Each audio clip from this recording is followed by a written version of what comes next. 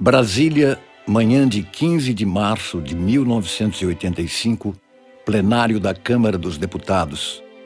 O vice-presidente José Sarney presta o compromisso constitucional como presidente da República em virtude da doença do presidente eleito Tancredo Neves. Prometo manter, defender e cumprir a Constituição, observar as leis, promover o bem geral e sustentar a união, a integridade e a independência do Brasil.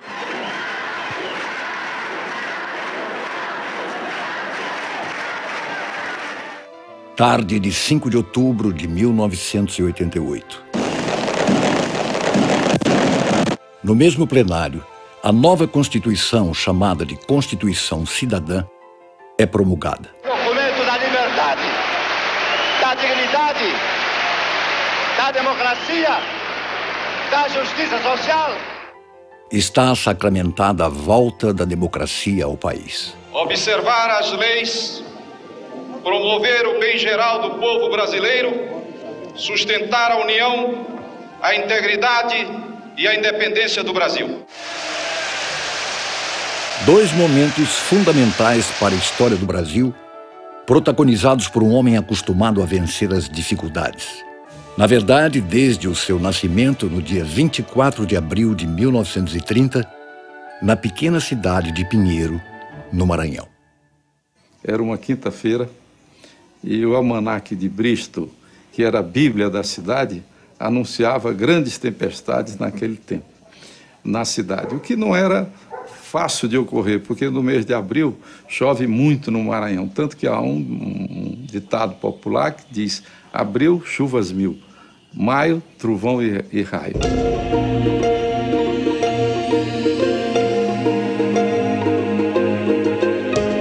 Nasci numa casa de 50 metros quadrados, com chão batido, minha mãe, meu pai, minha avó, uma cria que ela tinha de casa e uma parteira daquelas do interior. A esposa do Dr. Sarney de Araújo Costa, a dona Quiola, estava grávida e sentiu dores para o parto. Era desejo do Dr. Sarney levá-la para ter criança na casa dos seus pais em São Bento. Mas, saindo daqui, de Pinheiro, à altura do Engenho Queimado, as dores apertaram. O doutor Sarney, então, vendo que ficava mais distante de São Bento, retornou a Pinheiro. A cidade não tinha médicos, a cidade não era uma pequena cidade apenas com 2 ruas, onde meu pai tinha chegado como promotor há um mês e ali estávamos começando a se fixar. E aqui ele nasceu. Ele deveria ser sambentoense nato. Entretanto, seu pai o registrou em São Bento, no cartório de registro de nascimento, como nascido em Pinheiro. Como era natural naquele tempo, teve aquele período que as senhoras ficavam de quarentena e eu, quando saí, foi minha mãe, saiu para a igreja para me apresentar a Santo Inácio, que era o padroeiro da cidade. A gente se lembra que ele era filho do desembargador Sarney Costa, mas ele disse: eu sou filho também de Dona Quiola, a mãe dele, que era uma retirante nordestina, vinda de Ingado Bacamarte. Minha mãe era muito religiosa e ela me deu, quer dizer, uma crença muito grande, uma fé que eu guardei pelo resto da minha vida. Sou um homem que trago no meu sangue, na minha alma e no meu espírito, na minha consciência, o problema da região sofrida, martirizada do Nordeste na figura de minha mãe. Eu sou o retirante das secas, um filho de Dona Quiola de Ingado Bacamarte, na Paraíba. A minha vida tem que rezar para os meus filhos. Rezo muito, tenho muita confiança em Deus, que Ele há de fazer sempre tudo muito certinho, porque Deus o acompanha. Evidentemente, se eu pudesse fazer uma teoria de que o temperamento da gente está ligado muito à terra e ao lugar onde nasceu, eu podia dizer que o meu temperamento tem um pouco da minha terra, do meu chão de Pinheiro onde eu nasci.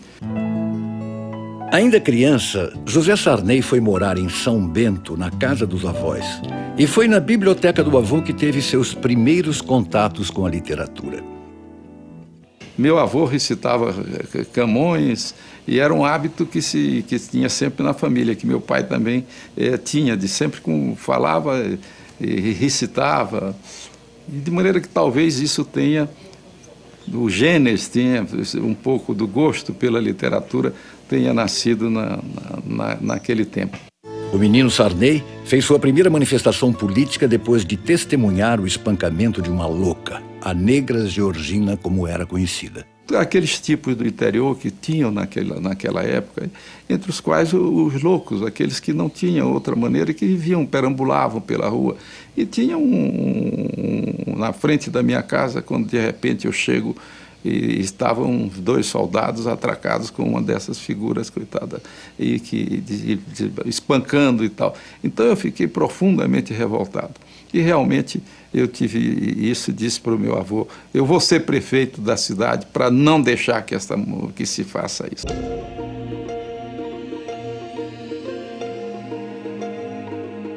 Aquela não foi a única injustiça com a qual o menino Sarney se deparou. Com o pai, ele aprendeu o que um regime ditatorial podia fazer com a vida de uma família. Meu pai foi muito perseguido pelo Estado Novo. E então ele foi, como promotor, ele foi muito transferido. Nós perambulamos quase o interior do Maranhão inteiro. Coroatá, Codó, Caxias e até Santo Antônio de Balsas, que era o lugar mais longe, lá no sul do Maranhão. De onde a gente só saía através de balsa. O que é balsa naquele tempo? Eram talos de buriti, quando se fazia em cima do rio para flutuar, e quando construía-se uma casinha, então ali a gente descia na correnteza, não tinha nem motor, era descia-se o rio Balsa, pegava no rio Parnaíba e ia até Teresina. Em Teresina, então, a gente pegava o trem que ia para São Luís. Com 10 para 11 anos, ele teve que viver sozinho na capital, São Luís, para poder estudar. Foi em 1940 e fizemos 28 dias de viagem. Eu adoeci no meio da viagem, minha mãe ficou profundamente sem esperança quase, foi uma coisa para ela terrível. Então nós paramos e eu tive uma febre em Uruçuí, que não passava, e a balsa parou. E, de certo modo, ficou aquela indecisão se ali eu ficava para sempre ou se eu caminhava. Mas Deus, esse que me protegeu a vida inteira, ele me trouxe até aqui, para estar hoje aqui dando essa entrevista. Então fomos a Teresina, em Teresina pegamos o trem e fomos até São Luís. Em São Luís eu fui primeiro para um pensionato da dona Rosilda. Não somos da mesma turma, mas nos ligamos por conta de literatura. Havia um grêmio literário lá, Centro Cultural Coelho Neto, que a cada semana discutia textos que nós mesmos produzíamos. Era designado um crítico para o texto de um outro. E houve essa aproximação. Ele ficou pouco tempo no colégio, no Maristas. Eu acho que no Maristas, para mim, foi um período muito importante da minha vida, porque, como eu disse, é um colégio que não só me ensinou, como também me ensinou a aprender. E foi para o liceu. O Sarney fez política estudantil lá. Então, data dos 15, 16, 17 anos dele, já a política. Ele foi do Centro Cultural, nós não tínhamos do Centro Liceísta, que tinha caráter político.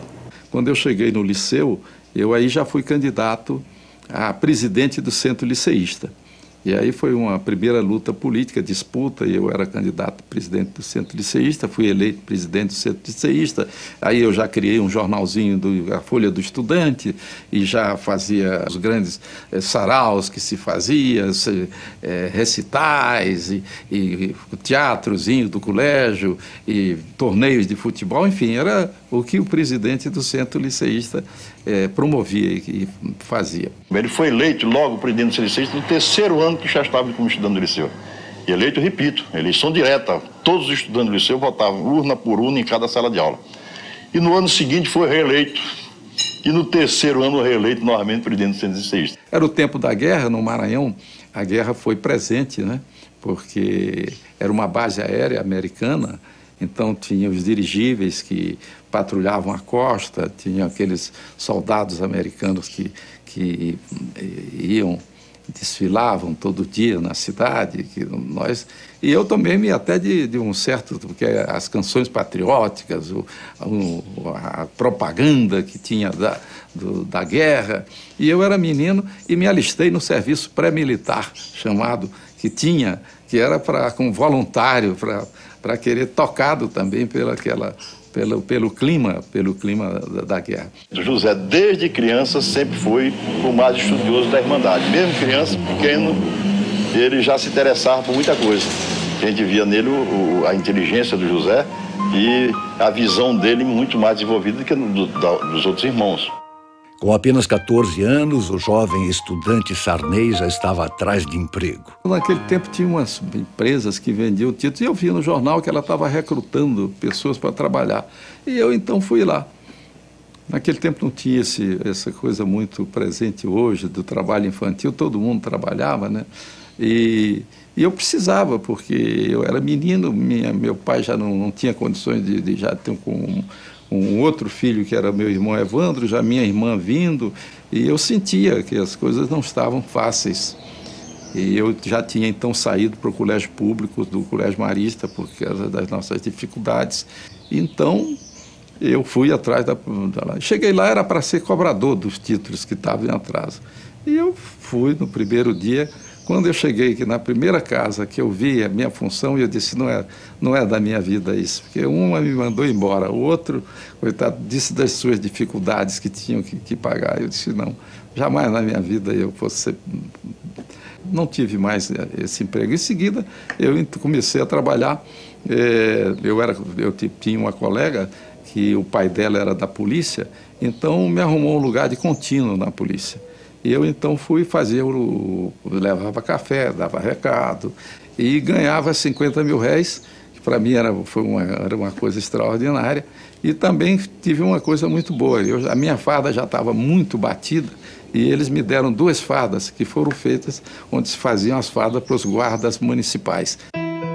Com 15 anos, em 1945, Sarney foi preso por ter liderado um protesto contra o Estado Novo. O Getúlio começava a cair e nós então organizamos um grupo de estudantes que participamos já das manifestações que tinham na cidade contra a ditadura, contra o Getúlio e contra o interventor, sobretudo.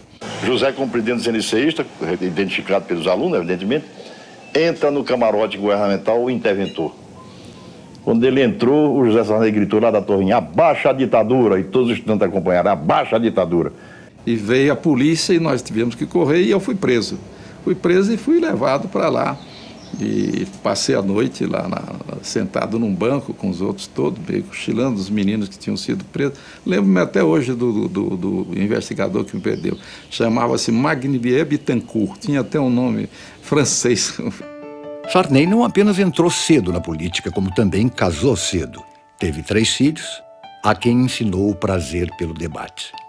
Eu digo sempre que na nossa casa era uma praça pública, porque desde o café da manhã nós tínhamos desde 20 pessoas para tomar café da manhã, 40 pessoas para almoçar, 60 para jantar. Eu aprendi com meu pai esses valores, os valores da democracia, os valores do respeito às pessoas, do respeito aos mais jovens, aos mais pobres, aos mais velhos. A gente convivia com todas as pessoas, todas as classes sociais, todos os tipos de pessoa, de gente. E a partir daí a gente teve a oportunidade, nós, os filhos, comandados evidentemente com o exemplo dele, de conhecer a realidade brasileira, a realidade maranhense. O exemplo maior que eu tenho e que a gente procura seguir é justamente que a família é a base de tudo. Ele sempre nos juntou muito, nos fez muito juntos. Apesar dele ter uma personalidade muito forte, ele sempre deixou que os meninos tivessem a sua própria personalidade. E daí vem a tal frase da Rosiana, né, dizendo que a nossa família sempre gostou muito de debater, sempre foi muito palpiteira.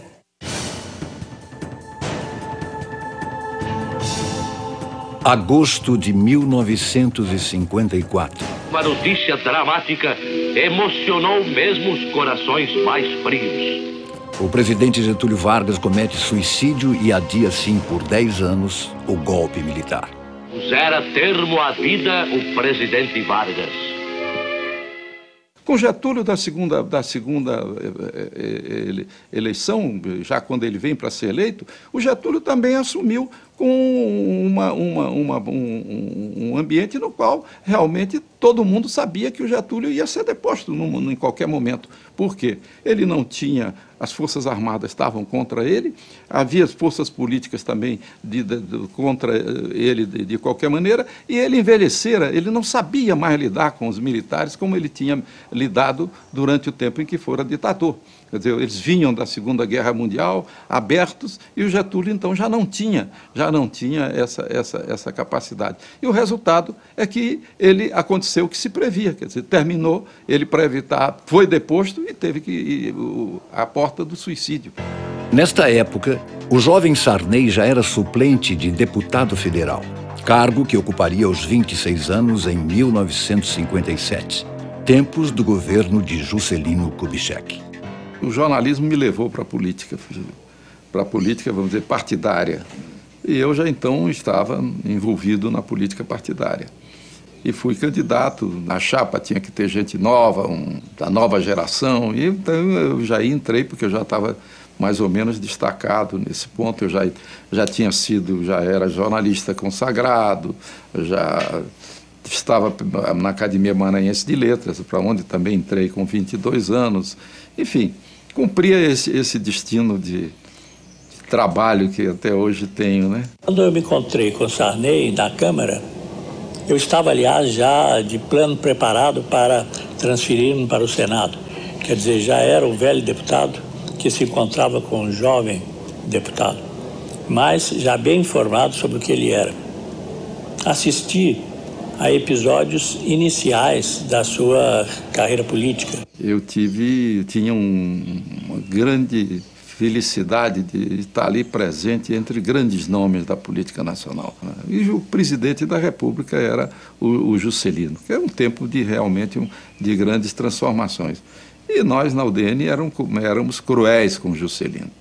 Eu hoje, quando eu leio algumas coisas que eu falava do Juscelino, eu fico meio corado, né? Porque das injustiças que nós cometíamos com o Juscelino.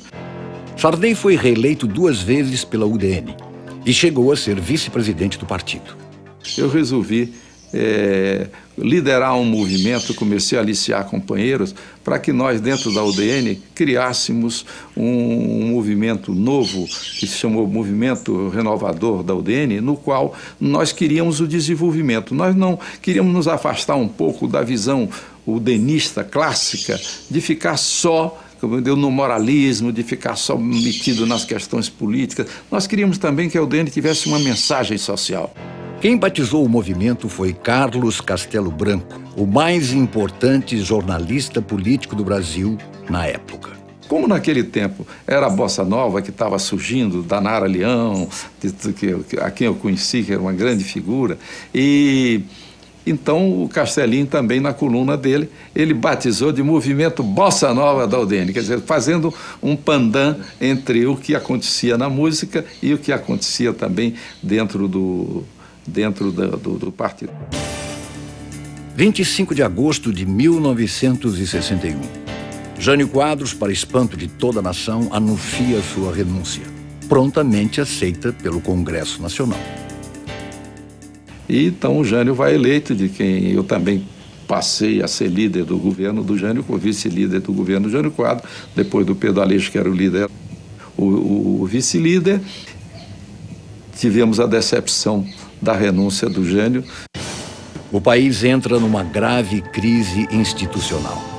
Uma das crises era militar, porque o vice-presidente do Jânio Quadros era João Goulart, que os militares não engoliam fácil. Se o Jango na China, os militares dizem, Jango não assume, o Brizola vai lá, governador do Rio Grande do Sul, diz de jeito nenhum, se não assumir junto com o terceiro exército, nós subimos, Jango vem para o Uruguai, os militares dizem da época que só dariam posse se o Congresso achasse uma fórmula de fazer o parlamentarismo. Foi uma negociação ampla, não eram bem definidos as atribuições do presidente da República e do primeiro-ministro. Em 63, um plebiscito aprova a volta do presidencialismo. Jango tenta avançar com reformas políticas e sociais que encontravam forte oposição não apenas no Congresso, mas também entre os militares. Que não admitirei que a desordem seja promovida em nome da ordem. O Jango, presidente da República, não soube tirar partido da paz que tinha sido conseguido e reacendeu com muita velocidade as restrições dos militares ao governo dele. E a história de 64 nasceu aí.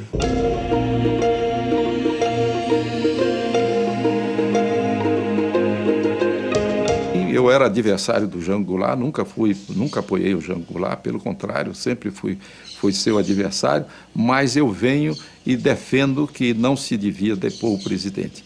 E talvez na Câmara dos Deputados chegue e se encontre um depoimento no dia 6 de abril, logo em cima da Revolução, dizendo que não permitia a cassação de mandatos se não fosse pelo Congresso, dentro da Constituição. Sarney não se limitou a ser contra a deposição de Jango. Ele também deu fuga a deputados cassados que eram procurados pela polícia. Fomos cassados apenas 2 deputados da UDN no Brasil. O deputado Ferro Costa, do Pará, e eu, de Minas Gerais. E o deputado José Sarney, do Maranhão, foi o único companheiro que se colocou num risco pessoal ao nos dar, ao Ferro Costa e a mim, fuga naquele instante de tantas apreensões e dificuldades.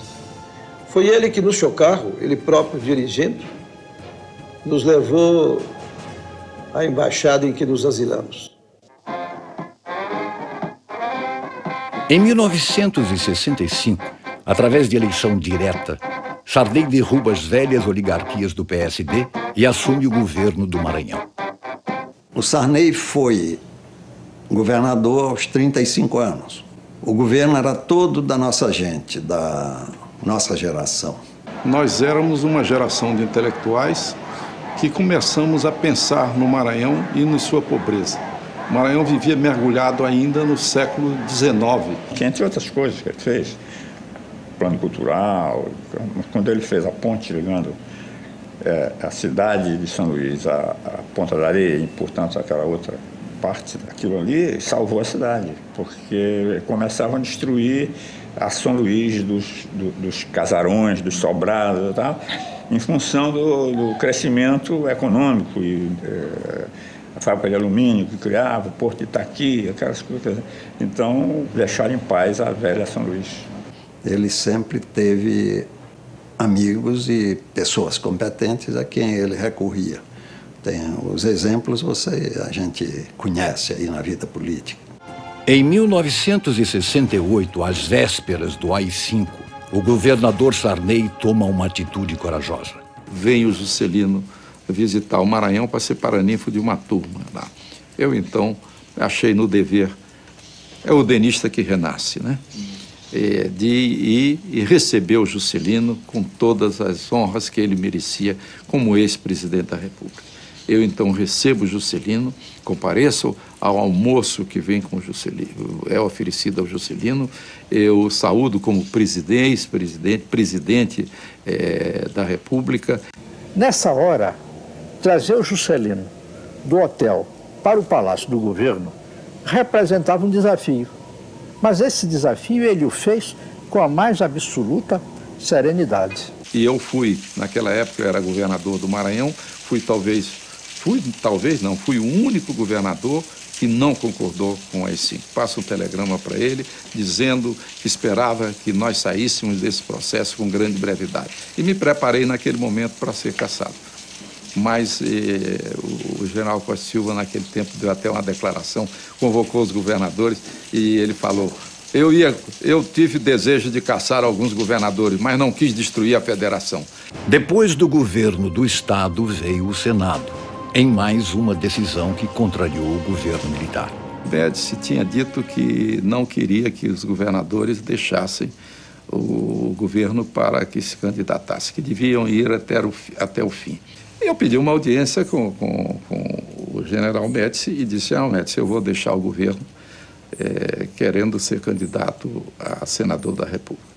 Acho que eu estou muito novo, eu tenho uma carreira política a cumprir, eu acho que tenho deveres com o Maranhão e quero dizer ao senhor que eu vou sair. E disse essas palavras exatamente a ele: para ser candidato ou para não ser candidato. O general Médici, com essas intrigas que faziam a meu respeito dos comunistas do governo do Maranhão, ele não visitou o Maranhão quando eu fui governador. E eu fiz a estrada São Luís-Teresina. E o general Médici, então, vem e inaugura a estrada que eu tinha feito, cortando todo o Maranhão e chegando às margens do Parnaíba para Teresina, e inaugura a estrada em Teresina. Quer dizer, na margem do rio, do lado, ele vai, salta em Teresina e inaugura a estrada. Em 1974, o general Médici passou a presidência para o também general Ernesto Geisel. Começava ali a abertura política. Mas nós tínhamos um grupo formado para sempre defendendo no sentido de que nós marchássemos para a abertura política. E esse nosso grupo também se articulava com a oposição, com Tancredo, com Ulisses, e nós até chamávamos o Sacro Colégio. Eu vou e dou uma entrevista no estado de São Paulo dizendo que a nossa Constituição não podia continuar tendo como preâmbulo, dizendo os comandantes militares do Exército, da Marinha e da Aeronáutica. O general Geisel ficou muito irritado comigo. Daquele que eu não devia ter feito aquilo e que eu estava precipitando as coisas, porque tinham reações.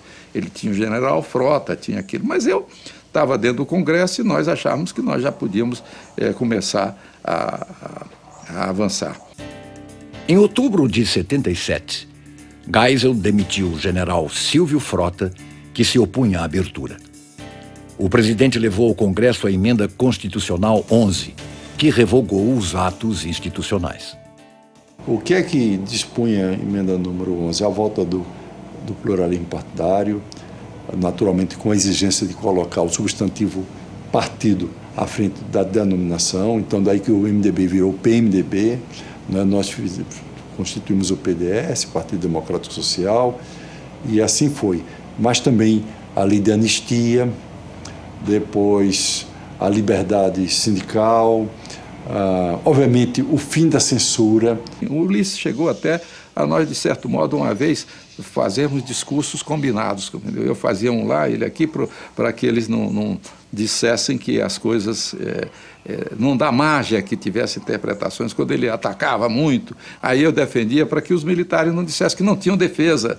Então, mas tudo aquilo fazia parte de uma estratégia que tem. Quando vem, então, para a emenda constitucional, para que possa ser restabelecido, acabar com as 5, então eu sou escolhido para que eu fosse o relator dessa emenda. Em 1979, Geisel transferiu o governo ao presidente João Figueiredo, que promoveu a anistia aos perseguidos políticos desde 64 e realizou a reforma partidária. Sarney, então senador reeleito, tornou-se presidente do novo partido do governo, o PDS. Partido Democrático Social. Finalmente nós tínhamos sido vitoriosos. O Geisel tinha nos entregue essa missão que estava conjugada com o general Figueiredo. E começamos a fazer. A primeira delas era realmente tirar a rigidez dos dois partidos. E nós abrimos o leque para que a democracia partidária pudesse funcionar. Eu fui encarregado, eu era o presidente do partido para cumprir essa missão. 1982. Com a abertura vem as eleições diretas para governador e a vitória de oposicionistas de peso como Leonel Brizola, Franco Montoro e Tancredo Neves. Era inevitável a luta pelas eleições diretas também para presidente da República. Muitas vezes declarei-me a favor das eleições diretas. Havia realmente um desejo intenso de que o autoritarismo se acabasse, de pôr fim à ditadura, e havia um desejo de que esse final da ditadura fosse estabelecido através das eleições diretas. É um período de muita discreção minha, tanto que a emenda não chegou no Senado. Mas, na realidade, eu era obrigado, pela minha posição de presidente do partido do PDS, a não externar jamais esse ponto de vista. Decidi votar a favor das diretas, comuniquei ao meu pai, ele só argumentou o que achava, deu o seu ponto de vista a respeito do que ele achava daquela votação naquele momento, mas ele, de maneira alguma, em nenhum momento, ele quis que eu modificasse meu voto, ele quis constranger a minha vontade, nem usando de argumentos, digamos assim, políticos, técnicos, nem usando de argumentos afetivos. É o contrário, ele teve a solidariedade da mãe e do pai. Eu tinha noção de que o meu voto poderia colocar até a sua posição em risco, mas eu resolvi assumir e eu acho que ele compreendeu perfeitamente. Isso foi daquele tempo, mas o próprio general Figueiredo, quando eu fui lá, disse, olha, eu quero entregar ao senhor o partido, eu não tenho mais condições de presidir o partido. Ele me pediu, por todos os motivos, que não deixasse a presidência do partido. E deu uma frase simpática, Sarney, ninguém controla mais os nossos filhos, eles têm seus pontos de vista. Isso foi um exemplo e mais tarde, evidentemente, serviu até quando ele foi escolhido vice-presidente. Muitas pessoas alegaram isso, disseram, olha, ele é um democrata, tanto que quando ele presidia o partido que era contra as diretas, o filho dele votou a favor, ele não constrangeu e tudo. Isso foi importante. Apesar da mobilização popular, a emenda das diretas não foi aprovada. A proposta foi rejeitada pela Câmara. Esgotado o tempo regimental para a duração. Senhor presidente, está encerrada a sessão. A eleição para a presidência da República, naquele ano de 1984, seria mesmo decidida pelo Colégio Eleitoral. A disputa foi entre o partido do governo, o PDS, e a coligação de partidos de oposição chamada Aliança Democrática. O Andreasa me convidou para vice-presidente na chapa dele, muito antes disso, não foi? Ele me convidou e eu disse, Andreasa, você não, o Maluf preparou a convenção de tal maneira que você não vai ganhar a convenção nenhuma. Então, eu não quero, eu estou querendo largar isso, eu não vou aceitar. E não queríamos a candidatura do Maluf. Então, a ideia que eu tive de nós tentarmos evitar que isso ocorresse era fazendo as eleições primárias dentro do partido. Eu vou falar com o general Figueiredo e digo a ele que nós íamos fazer as prévias e ele concorda com elas. Aí, no outro dia, eu recebo uma carta do general Figueiredo dizendo que ele era contra as eleições prévias. Me leva o major Douglas, que era seu ajudante de ordem. Eu, então, diante disso, eu digo, olha, eu vou deixar na quarta-feira a presidência do partido, vou renunciar. E aí acertei que ia renunciar e renunciei mesmo. Eu cheguei lá e disse, olha, e saí crente que a minha vida política tinha encerrado naquele dia. Ele ousou renunciar à presidência do partido para, em articulação com outros correligionários, entre os quais eu me incluía, mas poderia citar muitos nomes, e que permitiu fazer com que se gerasse a chamada Frente Liberal, que foi a base política que ajudou e muito a Tancredo Neves a obter a maioria no colégio eleitoral. Eu tenho da capa da Veja que disse Maluf ultrapassou o último obstáculo que tinha para a presidência da República, a renúncia do Sarney. O que Maluf talvez não esperasse era que Sarney, em vez de abandonar a vida pública, se tornaria candidato a vice-presidente na chapa de Tancredo Neves. Uma articulação liderada por Ulisses Guimarães. Recebo o Ulisses, com quem eu sempre me dei muito bem, desde o Rio de Janeiro, quando ele foi presidente da Câmara. Me dava muito bem com ele. E ele começa a me namorar, né? Vai, faz várias visitas, começa a me namorar, e eu sempre recusando, dizendo que não ia entrar. Que não... Até porque não ficava, eu era presidente do PDS, porque a interpretação que tinha era outra. Eu não queria ficar com essa, eu sempre zelei muito pela minha própria imagem. Um dia vem um avião de Minas Gerais, que ele manda me buscar com aquele segredo que o Tancredo sempre gostava de ter. Eu vou para a casa do Murilo Mendes para jantar com ele. Dona Risoleta estava presente e estava a esposa do Murilo Mendes também. Aí ele chega e me convida para que eu seja vice-presidente dele. E eu disse para ele que eu não podia ser ele. Então me disse que não deixa o governo do Estado se eu não for o vice dele.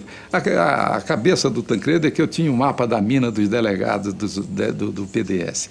Então eu disse que não aceitava de nenhuma maneira.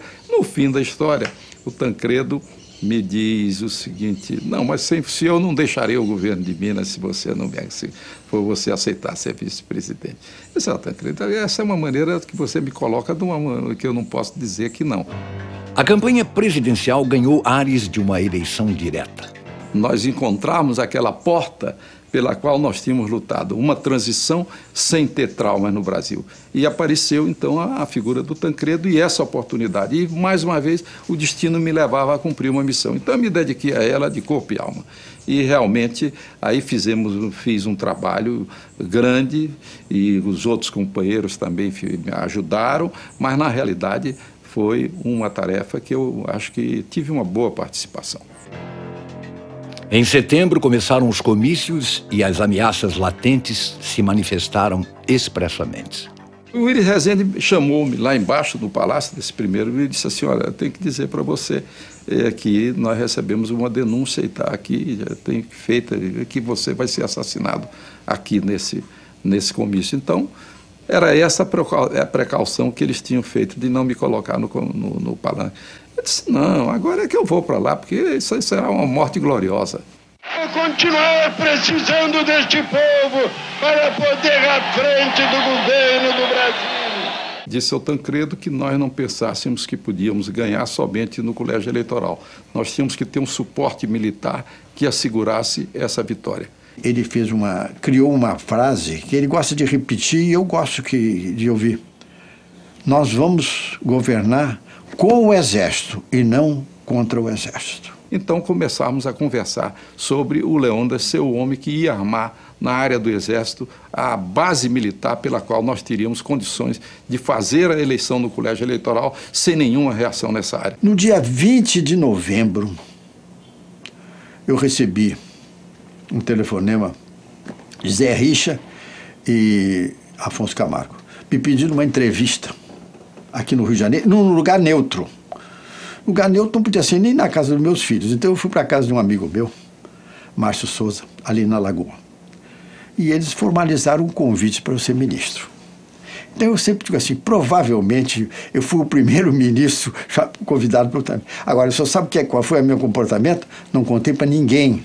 Ele era comandante do 3º Exército, tinha o apoio do comandante do Paraná, o Zé Richa tinha trabalhado, e o Afonso Camargo muito bem, também junto ao Leônidas, nesse sentido.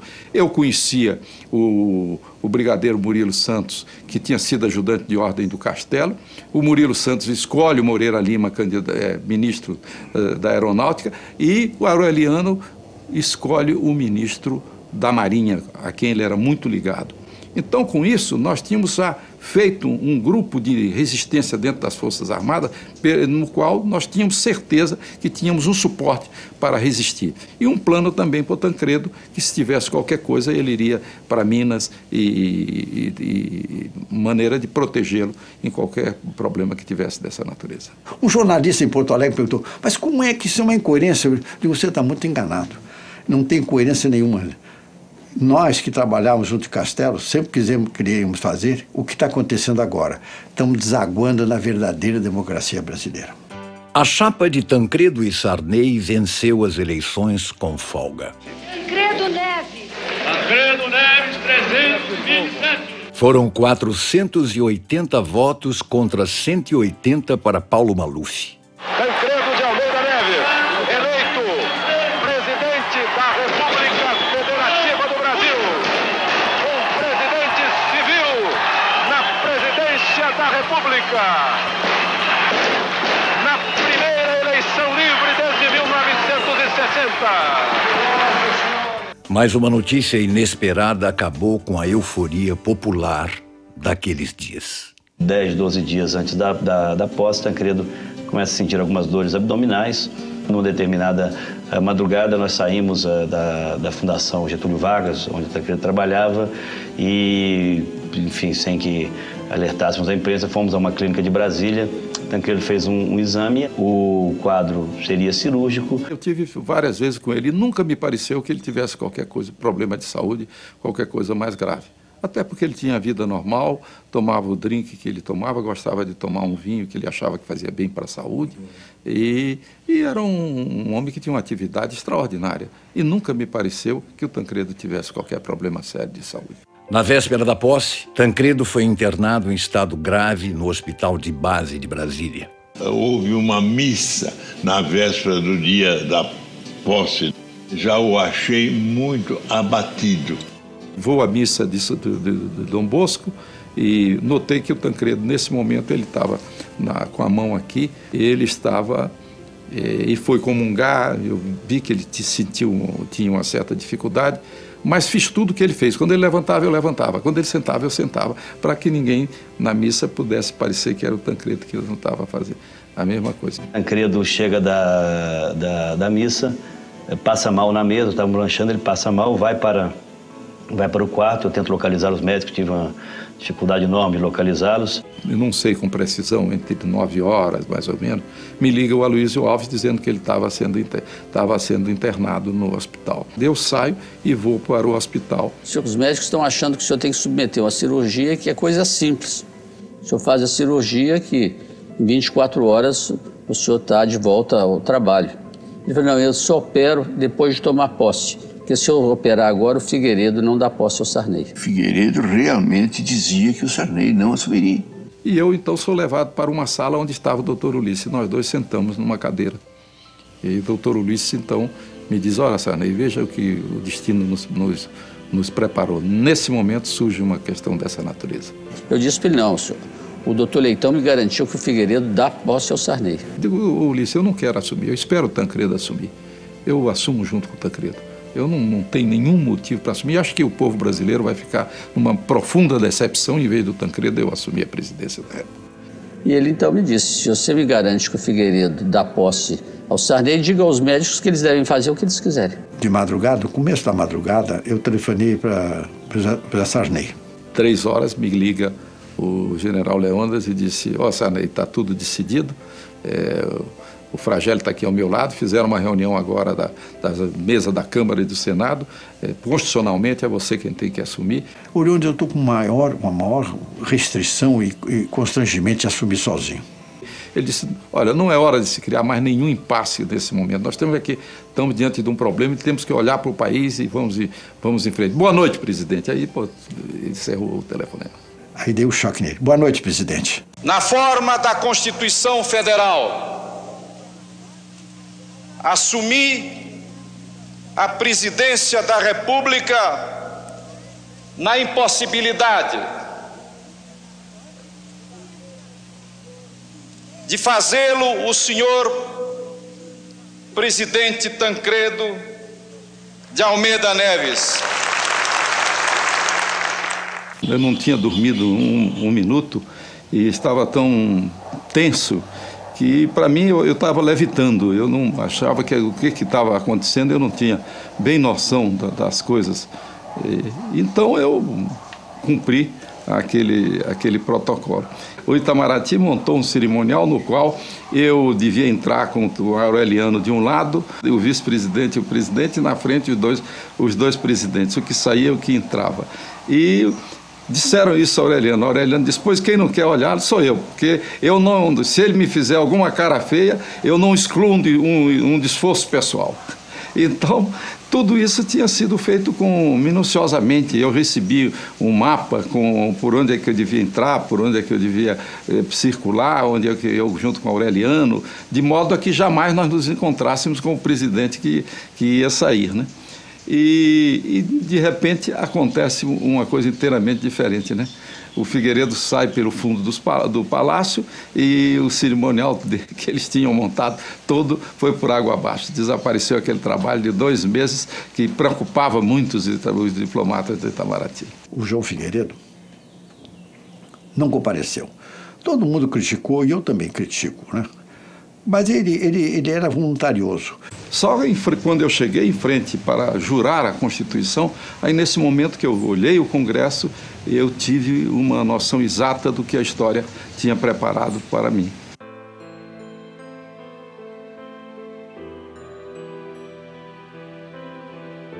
Apesar das intervenções cirúrgicas, o estado de saúde de Tancredo se agravou.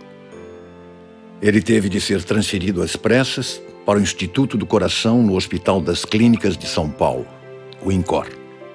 Eu achava que era meu dever ir a São Paulo ver o Tancredo. Eu mesmo estava com vontade de saber o estado dele, como é que ele estava verdadeiramente. Ele já estava, então, colocado numa redoma, por causa depois do problema de não ter contato com ninguém por causa de infecção. Ele chegou e me fez um gesto com a mão, sorriu, que era de carinho, né?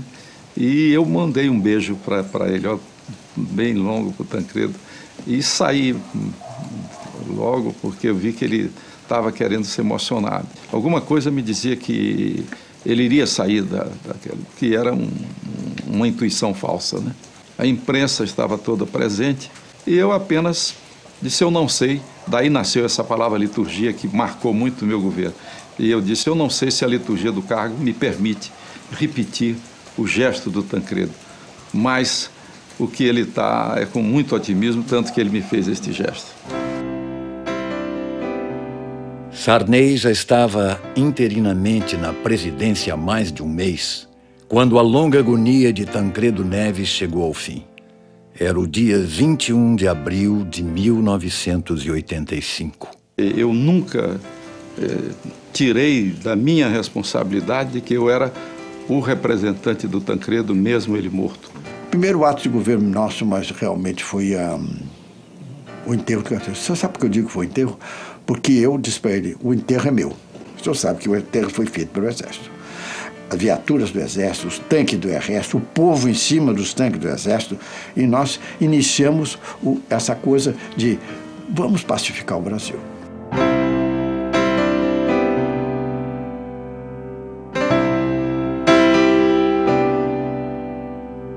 Eu sentia que eu não tendo a força, não tendo a legitimidade que tinha o Tancredo, eu teria que apressar o processo da abertura, porque ele poderia dosar esse processo. Eu não tinha condições de dosar, porque senão eu correria o risco de nós entrarmos num retrocesso, porque eu tinha que criar a minha própria legitimidade no governo.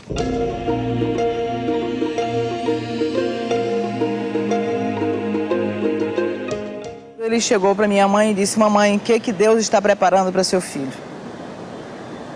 Aí minha mãe também confortou com a fé, e logo depois ele refugiou os aposentos particulares, recorreu à Bíblia, recorreu aos Salmos, que ele sempre recorre, e foi buscar forças na fé que sempre ele alimentou desde criança. O governo de Sarney, historicamente, vai ser reconhecido como um dos grandes governos que nós tivemos, primordialmente porque ele foi capaz de fazer a transição democrática.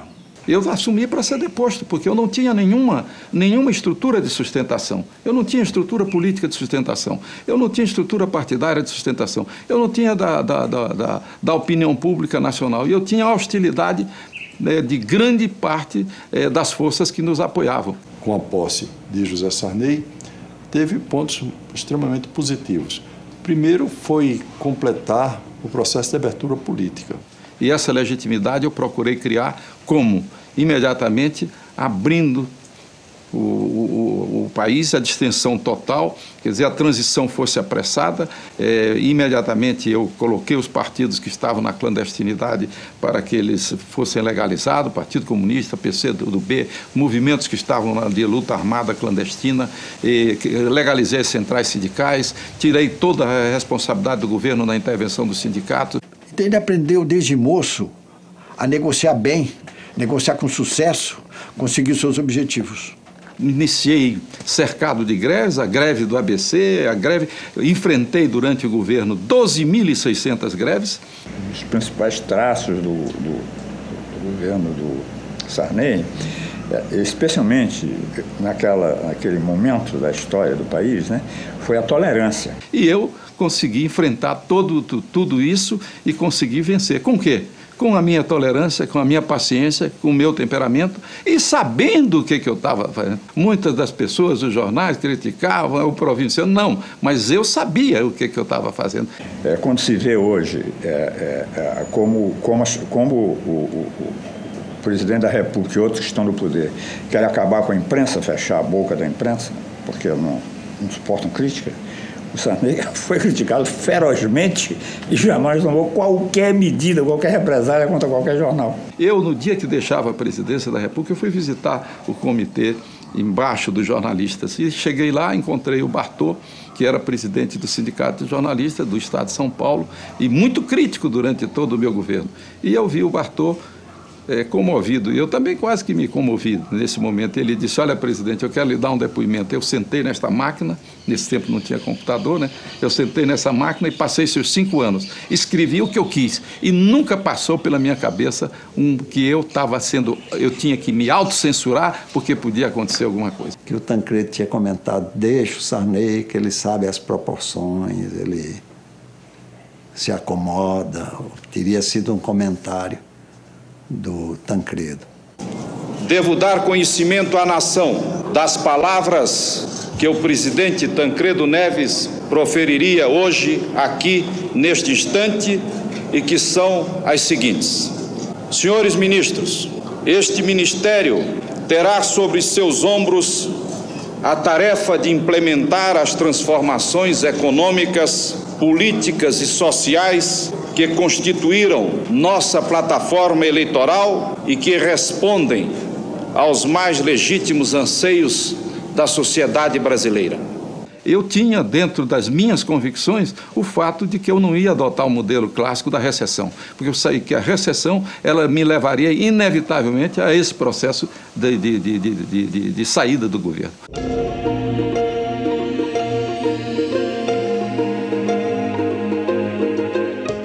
Me veio a notícia, com esse pensamento, de que em Israel eles tinham feito um pequeno plano desse tipo, que era um plano de acordo entre os trabalhadores e que isso podia ser uma porta. Parece que Israel fez quase 20 planos para combater a inflação.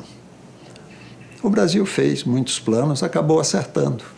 Que eu chamei o Sayad e disse: olha, Sayad, manda uma pessoa nossa com um sigilo absoluto, vê o que eles fizeram em Israel. Aí o Sayad manda o Pé Charida a Israel para ver qual era o programa que eles tinham feito lá. Esta é uma reunião do governo com todo o povo brasileiro. E esse caminho foi justamente o Plano Cruzado. Brasileiros e brasileiras, as principais decisões são as seguintes: criação de uma nova moeda, o cruzado. A partir daquele dia estavam todos os preços congelados. Isso era uma coragem extraordinária, porque para fazer isso, naquele tempo, você tinha que ter coragem mesmo. O caminho que eu escolhi não é, sem dúvida, o caminho dos fracos. Eu me lembro que o Brizola, eu convoquei os governadores 2 dias depois do Plano Cruzado, e ele me disse: Ele era meu adversário. Ele me disse: o senhor foi o homem que mais teve coragem na história do Brasil, porque fazer isso, congelar preço, nunca ninguém tinha tido essa coragem de fazer isso. A inflação tem sido o pior inimigo da sociedade. Ela não confisca apenas o salário, confisca o pão. Este, portanto, é um programa de defesa do poder de compra dos assalariados. Eu aumentei 100% do salário mínimo e estabelecemos um tipo que se chamava tablita, que era para a correção dos contratos. Era muito difícil naquele processo, porque não só a moeda era objeto de circulação, mas tinha contratos, tinha a ORTN, obrigações reajustáveis do Tesouro Nacional. Então era um panorama absolutamente diferente. E o Plano Cruzado, com isso, no primeiro mês, nós zeramos a inflação, ficou a inflação zero. E, pessoalmente, eu quis fazer este anúncio, porque é um anúncio inédito para um presidente da República no nosso país. Comunico aquilo que todos já sabemos, que nós não tivemos inflação no mês de março. E com a inflação zero, também acabamos com a correção monetária. Mas como nós tínhamos receios do que era aquilo que nós estávamos fazendo, nós estabelecemos o gatilho. Quando a inflação chegasse a 20%, aí então nós corrigíamos de novo toda a economia de acordo com aqueles 20%. Nós estamos unidos e pedimos ao povo que esteja unido conosco, porque juntos nós já sabemos que venceremos. Pela primeira vez, o povo brasileiro sentiu-se que ele era participante das decisões nacionais. Aquilo que eu disse: você é fiscal do Sarney? Naquele momento, o cidadão disse: aí eu sou fiscal do presidente da República. Tabela na mão, o Brasil no coração, a vitória estava assegurada. O que nós compramos hoje, amanhã nós compramos o mesmo preço, né? E nós somos tudo fiscal dele. Tem que dar certo. Só saio assim.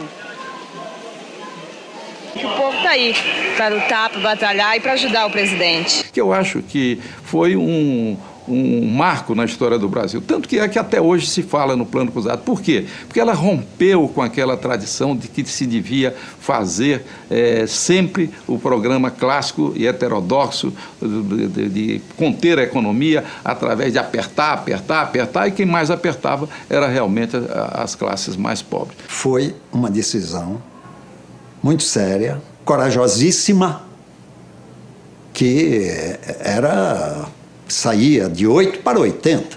Nunca, até hoje, não foi feita nenhuma distribuição de renda no Brasil como foi feita durante o Plano Cruzado. E a taxa de desemprego, durante o tempo que eu fui presidente, até hoje não se repetiu esse nível de taxa de desemprego. Foi 2,59. O PT se consolidou como grande partido naquela época. Por quê? Porque realmente não existia desemprego. Eles podiam trabalhar, podiam se organizar de qualquer maneira.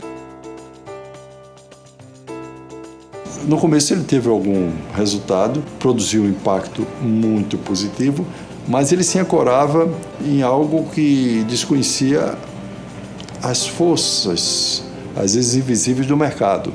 O congelamento dos preços era uma coisa que era impraticável, sobretudo porque não se tinha conseguido extirpar o vírus da inflação. Tarifa é traiçoeiro. Não se pode congelar. Eletricidade e tal, tudo. Isso prejudicou o Plano Cruzado. O próprio congelamento dos preços foi gerando desabastecimento. Começou a faltar carne, começou a faltar tudo, e nós não tínhamos uma base industrial capaz de atender aquilo. E, por outro lado, nós não tínhamos reserva para importar as coisas que nós precisávamos fazer no caso do desabastecimento nacional. A coisa pegou. Para aí houve o negócio de ir buscar boi no campo, nos currais lá, pegar boi, Polícia Federal, sei lá o quê. Aí já era 3, 4, 5 meses depois, né, do plano. O Fundo Monetário, ele reagiu violentamente, quer dizer, nós não tivemos apoio e fomos estrangulados de certo modo por isso. Não tivemos a entrada de $1 de investimento. E, ao contrário disso, nós tivemos que consumir nossas reservas, chegando a um ponto que eu fui obrigado a decretar a moratória. Que naquele tempo eu achei que foi, ou depois que deixei o governo, eu achei que foi errado. Mas hoje, pensando com o que aconteceu na Argentina, eu acho que foi certo o que nós fizemos. Quer dizer, porque nós evitamos que o Brasil chegasse à bancarrota. Quando eu vi que o cruzado fracassava, eu disse, olha, agora eu não vou me submeter a nós entrarmos num processo de voltar à recessão. Não, então se nós perdemos a parada com o congelamento de preço, vamos fazer a correção mensal dos salários. Então começamos a corrigir mensalmente os salários. E isso fez com que eu hoje passe ainda na rua e disse, olha, foi no seu tempo que eu comprei o meu liquidificador, foi no seu tempo que eu comprei a minha casa, foi no seu tempo que eu comprei. E realmente aconteceu essa distribuição de renda que até então não tinha ocorrido no Brasil. O presidente Sarney deu continuidade àquilo que estava no programa, que era o programa que Tancredo Neves ia executar, e convocou a Assembleia Nacional Constituinte. A chamada Constituição Cidadã, promulgada em outubro de 1988, aprovou direitos civis e políticos que consolidaram a volta da democracia ao país. A Constituição pretende ser a voz, a letra, a vontade política da sociedade rumo à mudança. Que a promulgação seja nosso grito. Mudar para vencer. Muda, Brasil! Muda, Brasil! Mas a Constituinte também foi dominada por um tema secundário: a duração do mandato do presidente, inicialmente fixada em 6 anos. A Constituinte acabou reduzindo o mandato de Sarney de 6 para 5 anos e marcou para 1989 a primeira eleição direta para presidente desde 1960, quase 30 anos antes. Eu queria era que não tivesse nenhum dia de mandato, que o Tancredo tivesse vivo e que eu o substituísse. Era esse o meu ponto de vista. Mas a interpretação que se dá sempre na política não é a mais justa, nem a mais correta, nem a mais verdadeira.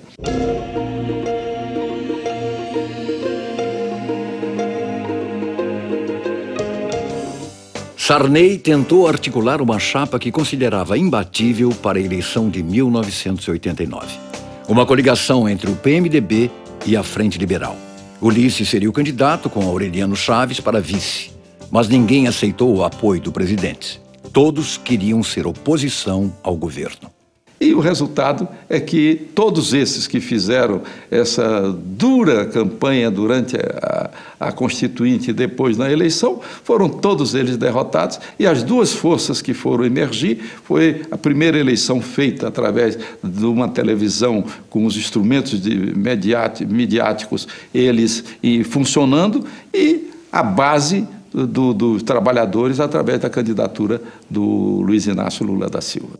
De todos os candidatos, quem mais atacou Sarney foi mesmo Fernando Collor. Ainda assim, Sarney recebeu Collor logo que foi confirmada sua vitória. No meu sentimento, o que estava em jogo era a continuidade do processo democrático do Brasil, de uma maneira civilizada. Então, um presidente eleito pelo povo, eu não tinha como, senão o receber e dar a ele todas as informações que tinha dentro do governo. Eu não queria jamais que se dissesse que eu, por motivo de pessoal, de ofensa pessoal, eu estava deixando de fazer uma transição civilizada do Brasil. Ele sabe muito bem que as injustiças históricas o tempo corrige. Eu acho que o Sarney tinha consciência disso, porque ele é um homem de pensamento, nós sabemos disso, né? Então ele aguentou isso tudo, com quem diz assim, mas a verdade virá à tona. Eu, em alguns momentos, fui o melhor presidente que teve o país, em outros momentos, fui o pior presidente que teve o país. Então, é sempre essa balança. Então, no momento em que realmente nós fizemos o Plano Cruzado e que tivemos a visão dos direitos sociais, implantamos no Brasil os direitos sociais, restauramos a democracia, comandamos a transição democrática, eu acho que eu prestei ao Brasil um grande serviço. Não acho que tenha feito um bom trabalho quando eu fiz o Cruzado 2, porque nós escolhemos o caminho errado. E hoje, se eu tivesse que cortar a minha mão ou assinar o Cruzado 2, eu preferia cortar a minha mão do que assinar o Cruzado 2, porque ele foi uma estrada errada na qual nós corrigimos o cruzado. Eu acho que nós implantamos os direitos sociais na Constituição. O meu lema era tudo pelo social. Esses programas sociais que nasceram hoje, que estão aí, foram todos germinados durante o tempo do meu governo. O programa de alimentação é o programa do leite, que distribuía leite para 8.600.000 pessoas diariamente e que foi responsável pela melhoria da nutrição, ganhou prêmio da Unesco naquele tempo.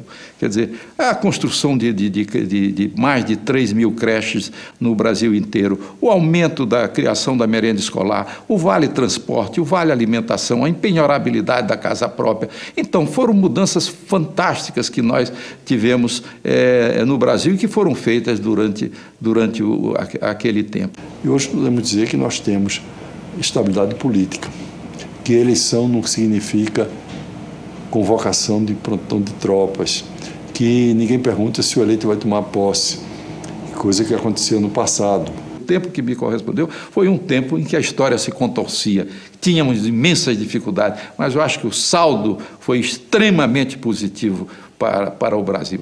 E eu digo até que um pouco dessa democracia tão florescente que nós temos hoje, eu acho que eu não deixei ter um pouco das minhas mãos, eu não deixei que ela morresse nas minhas mãos durante o tempo que eu fui presidente da República. Eu diria que eu nunca vi sentimento deles que não fosse preocupado com o Brasil. Ele não, vou dizer uma expressão que é comum, não deixa ninguém na estrada. José Sarney, o menino de Pinheiro que queria ser prefeito, o líder estudantil, o jovem deputado, governador, senador, presidente da República. Um exemplo para os filhos. Meu pai sempre foi um democrata. Uma palavra seria simplicidade. Ele é o amor da minha vida. Uma referência para os netos. Meu avô é um exemplo de vida para todos os netos, eu acho que eu posso falar. Além dele ser um marco histórico para a política do Brasil, para mim, ele é uma figura querida de avô. E eu procuro sempre estar aprendendo com ele. Ano passado, fazia meu 3º ano, tinha uma prova de história no outro dia, e ele foi me dar um beijo de boa noite, e eu estava um pouco angustiada com a prova no outro dia. Ele foi conversar comigo, eu pedi para ele me dar uns 10 minutinhos de aula. Foi o suficiente para me tirar 10 nas minhas 3 provas de história no outro dia.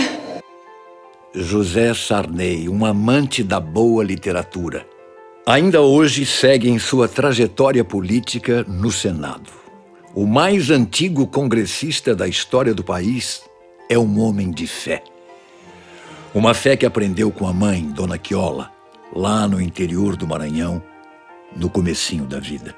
Fé que eu guardei pelo resto da minha vida, quer dizer, e foi o Deus da minha infância, aquele que à noite me protegia das almas, quer dizer, que no interior tinha muito isso, quer dizer, dos fantasmas, e o Deus da minha juventude que me guardou das dúvidas que todos nós temos, o Deus da minha maturidade e o Deus da minha velhice, né? Que sempre foi o mesmo, no qual eu nunca deixei de ter uma fé profunda e imensa e que me faz muito bem. Tanto que uma vez, no primeiro livro meu, eu escrevi, tem um poema lá que se chama Homilia do Juízo Final. Tenho um encontro com Deus. José, onde estão as tuas mãos que eu enchi de estrelas? Estão aqui, nesse balde de jussaras e sofrimentos. Então isso dá a gente uma certa paz interior, que eu sempre tive na minha vida e debito isso a ter conseguido ser cristão.